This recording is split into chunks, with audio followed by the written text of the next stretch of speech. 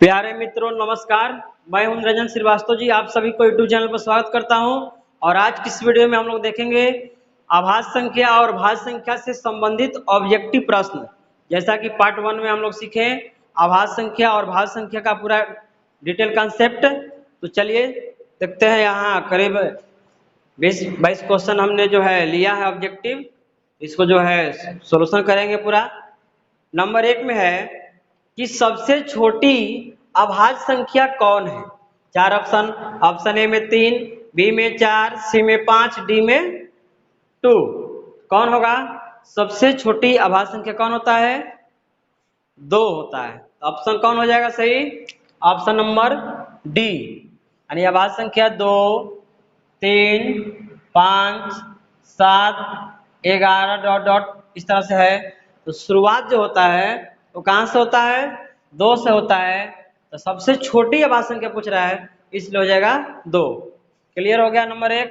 Number 2 में सबसे छोटी भाज्य संख्या कौन है? सबसे छोटी भाज्य संख्या कौन है?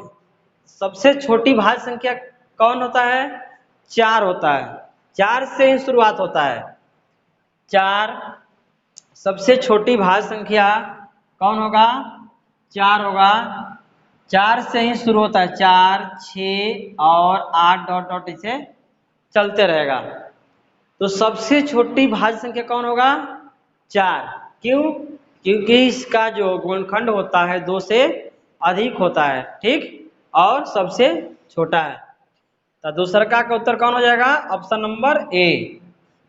चलिए 3 नंबर सवाल में कह रहा है कि सम अभाज्य संख्या कुल कितने होते हैं। इस क्वेश्चन को आपको थोड़ा सा कंसीडर करना है, यानी विचार करना है।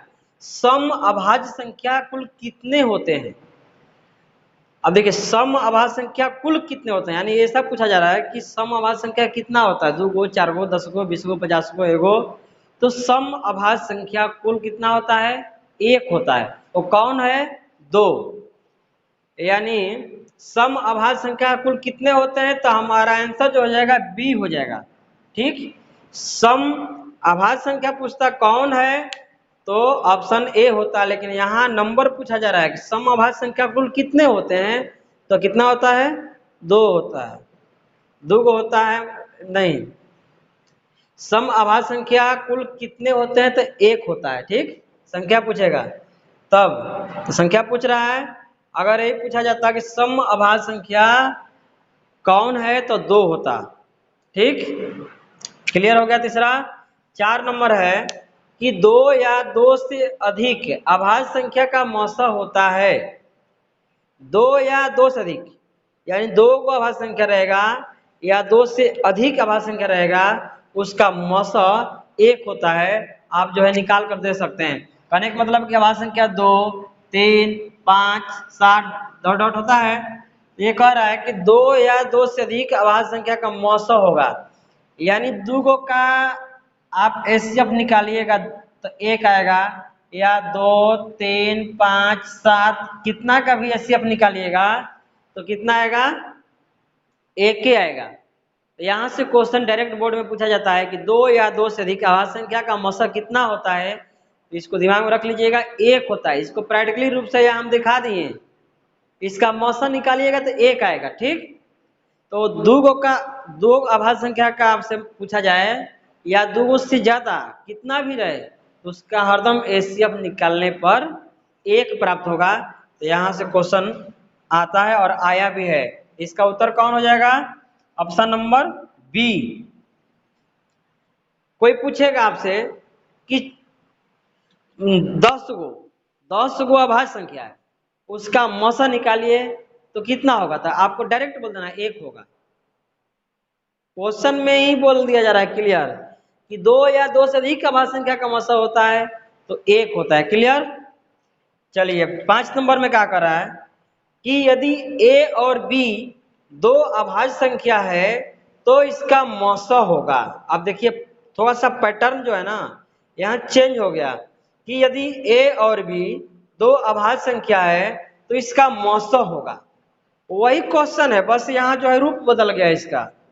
अब ए और बी 2 अभाज्य संख्या हो तो ए और बी मतलब ये क्या हुआ, यहाँ चर है ए और बी, तो ए और बी के जगह पर मतलब कोई अभाज्य संख्या होगा, वो 2 3 हो, 5 7 हो, 11 13 हो, जो भी हो, तो उसका मसा जो होगा कितना होगा, 1 होगा, यानी ऑप्शन नंबर ए हो जाएगा। ठीक, ए यदि ए और बी दो अभाज्य संख्या है तो इसका मसा होगा तो 1 होगा, क्योंकि ए और बी मतलब क्या, ए और बी जो है, ए और बी के जगह पर मतलब ए और बी क्या है, अभाज्य संख्या है। मान लीजिए कि अगर ये 13 है और ये 17 है, इन दोनों का निकालिएगा अगर एचसीएफ तो कितना प्राप्त होगा, 1 प्राप्त होगा। क्लियर, यही 13 है 17 नहीं, कुछ मान लीजिए 5 7 11 13 आपके जो इच्छा है, लेकिन वो दोनों संख्या जो होगा वह अभाज्य संख्या ही होना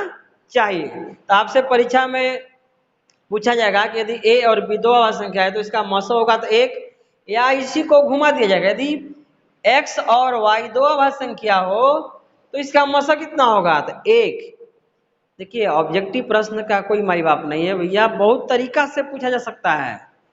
अगर ये कोई गारंटी दे तो नहीं इतना रट लो इसी में से आएगा बोर्ड में, तो ये समझो कि नहीं होने वाला है भैया इतना। अब पैटर्न बदल चुका है। आपसे यहाँ पूछा जाएगा यदि P और Q दो अभाज्य संख्या तो मसा होगा तो 1। फिर यदि A B और C तीन को दिया रहेगा, यदि A B C ये तीनों अभाज्य संख्या है तो इसका मसा कितना होगा, तो 1 होगा। ABCDEFGH कुछ और रहेगा, ऐसे आपको दे दिया जाएगा ABCDEFG तक ये सब जो है अभाज्य संख्या, तो बताओ इसका मसा क्या होगा, तो 1। तो ए इस तरह से क्वेश्चन पूछा जाता है और आया भी है। अब आगे है 6 नंबर में कि यदि ए और बी दो अभाज्य संख्या है तो इसका लॉसो होगा। ठीक, यदि ए और बी दो अभाज्य संख्या है तो इसका लॉसो होगा। अगर आपसे कोई पूछे कि 2 और 3 का लॉसा क्या होगा, तो आप क्या कीजिएगा, 2 और 3 में मल्टीप्लाई, 2 3 6 हो जाएगा, डायरेक्ट आंसर। ठीक, क्योंकि अपने आप से खुद कटता है, इसलिए अभाज्य संख्या का लॉसा निकालने के लिए हम लोग क्या करते हैं, डायरेक्ट मल्टीप्लाई कर देते हैं, यानी गुणा कर देते हैं। क्लियर, तो यहाँ वही बात पूछा जा रहा है कि यदि ए और बी दो अभाज्य संख्या है तो इसका लॉसा क्या होगा, तो बस गुणनफल होगा। वो ए बी रहे चाहे मतलब ए और बी सी रहे, कितना भी रहे, यानी कितना भी अभाज्य संख्या हो, आप उसका अगर एलसीएम निकालना हो तो डायरेक्ट आप गुणा कर दीजिए आंसर, वैसे कटा कटा कर नहीं आपको जाना है, फालतू हो जाएगा वो। ठीक, तो यदि ए और बी दो अभाज्य संख्या है तो इसका लसक क्या होगा, तो गुणनफल। तो अब देखिए रूप में क्या है, नंबर ए में ए प्लस बी में ए गुणा बी, सी में ए बाई बी, डी में नॉट नन ऑफ दीज, यानी इनमें से कोई नहीं। आपका आंसर जो होगा इसका गुणनफल होगा, यानी ए गुणा बी होगा। क्लियर, आपसे अगर दिया जाए सवाल कि यदि ए की जगह 2 कर दिया जाए, यहाँ 3, यदि 2 और 3 दो अभाज्य संख्या है तो इसका लॉसा होगा, तो बस गुणा कर देना है। क्लियर, चलिए 7 नंबर में सबसे छोटी सम अभाज्य संख्या कौन है, सबसे छोटी सम अभाज्य संख्या कौन है, सम अभाज्य संख्या, यह सब हम लोग पढ़ चुके हैं थ्योरी में, सम अभाज्य संख्या। ठीक, सम अभाज्य संख्या कौन है, सम अभाज्य संख्या मतलब वह संख्या जो सम भी हो और अभाज्य भी हो, उसे क्या कहते हैं, सम अभाज्य संख्या। तो सबसे छोटी सम अभाज्य संख्या तो कौन हो जाएगा, ऑप्शन नंबर बी, यानी 2। देखिए सबसे बड़ी भी अगर कोई आपसे पूछ दे कि सबसे बड़ी सम अभाज्य संख्या कौन है, तो 2 ही होगा और कहीं नहीं है, यही है केवल 1। इसलिए यहाँ जो उत्तर इसका हुआ कि सम अभाज्य संख्या कुल कितने होते हैं, तो 1 होते हैं। ठीक, वो कौन होता है, तो 2 होता है।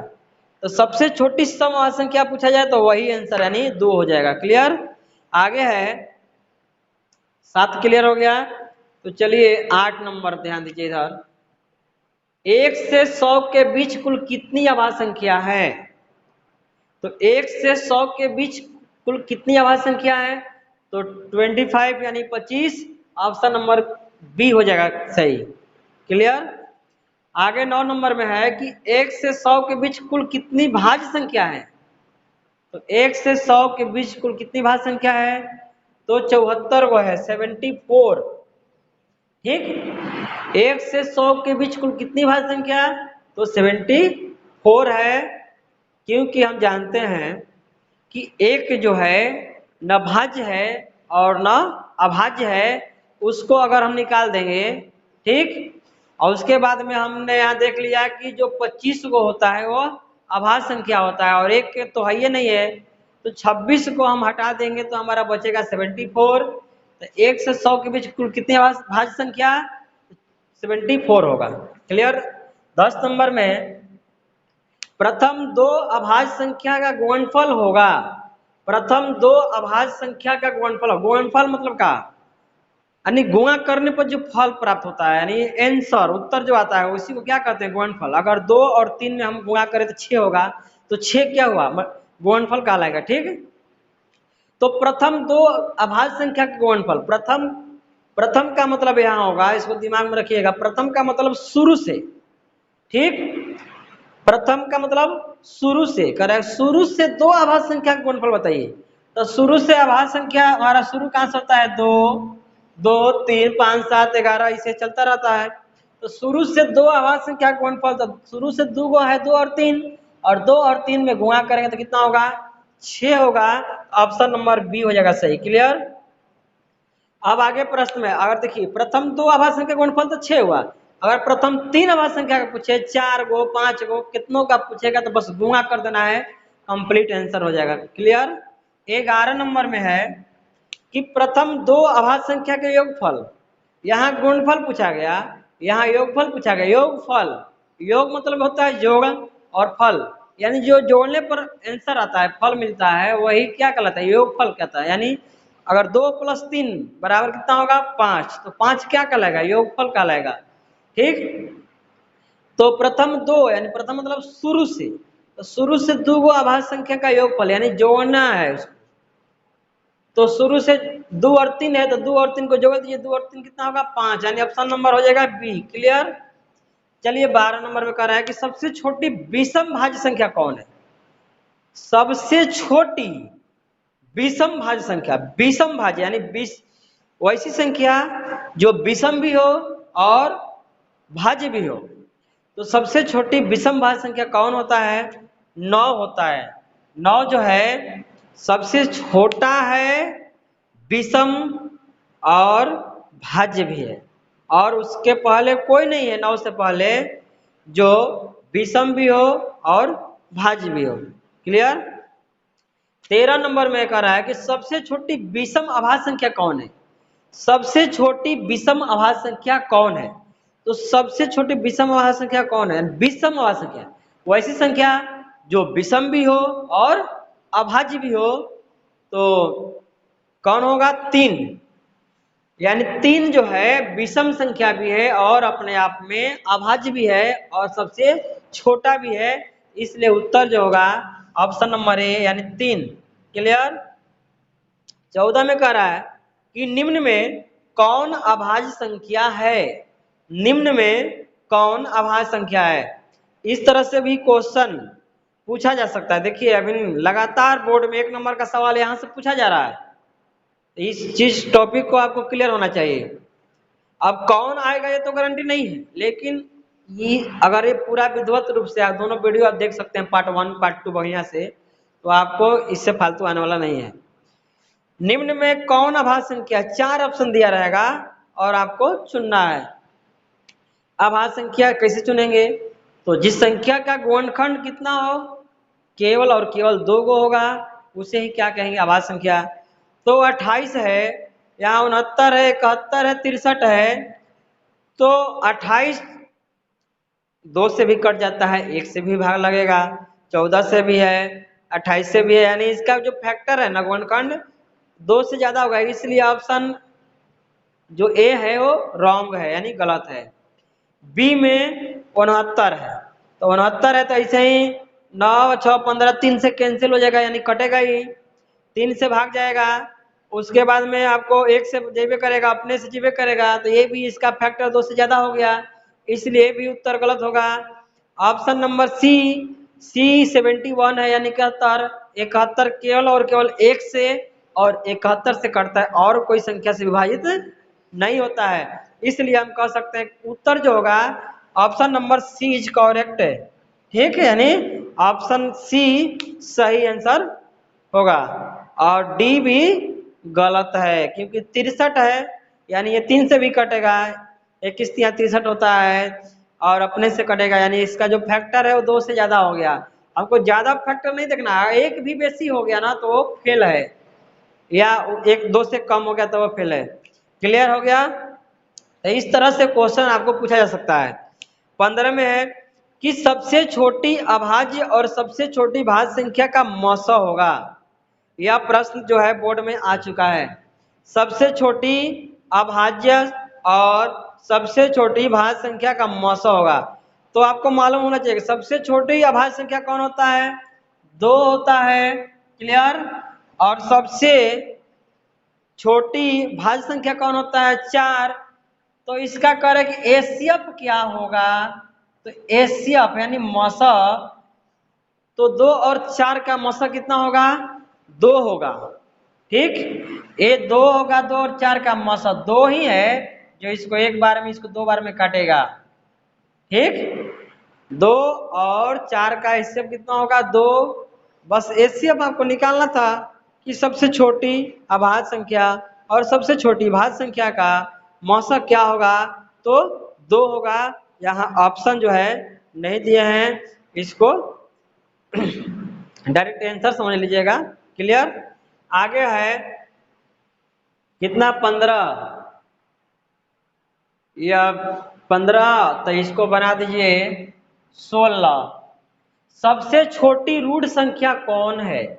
अब देखिए यहाँ थोड़ा सा दिक्कत होता है, हम लोग रटे रहते हैं सबसे छोटी अभाज्य संख्या 2, सबसे छोटी अभाज्य संख्या 2, लेकिन परीक्षा में जो है आपको पहले वीडियो में जो है हम बता चुके हैं पार्ट 1 में कि अभाज्य संख्या का जो नाम होता है, अन्य नाम, उस जो अभाज्य संख्या को हम रूढ़ संख्या भी बोलते हैं और असंयुक्त संख्या भी बोलते हैं। तो बोर्ड में क्या करेगा कि शब्द जो है बदल देगा और हमको हर चीज मालूम रहते हुए भी हम आंसर जो है नहीं दे सकते हैं। ठीक, तो आपको जो उसका अन्य नाम है उसको भी मेमोरी में रखना है। तो सबसे छोटी रूढ़ संख्या मतलब अभाज्य संख्या है ना, तो डायरेक्ट आंसर कितना हो जाएगा? 2। क्लियर है? अब देखिए आगे प्रश्न है एक, यहाँ है कि सबसे छोटी भाज्य संख्या और सबसे छोटी अभाज्य संख्या का गुणनफल होगा। ये भी प्रश्न जो है बोर्ड में आ चुका है। ओके, सबसे छोटी भाज्य संख्या और सबसे छोटी अभाज्य संख्या का गुणनफल होगा। तो सबसे छोटी भाज्य संख्या 4 और सबसे छोटी अभाज्य संख्या 2, और दोनों में क्या करेंगे? गुणा करेंगे, और गुणा करने पर जो फल प्राप्त होगा वही गुणनफल होगा। यानी 4 और 2 में गुणा करेंगे तो कितना हो जाएगा? 8। तो यहाँ गुणनफल पूछा गया है आपसे, तो आपसे हो सकता है योगफल पूछा जाए, तो बस 4 और 2 उसमें क्या कीजिएगा? जोड़ दीजिएगा, आंसर हो जाएगा। क्लियर? अब अंतिम प्रश्न है कि नहीं, 2 गो है अभी। निम्न में भाज्य संख्या कौन है? निम्न में भाज्य संख्या कौन है? एक बात यहाँ थोड़ा सा समझ लीजिए, निम्न मतलब क्या होता है?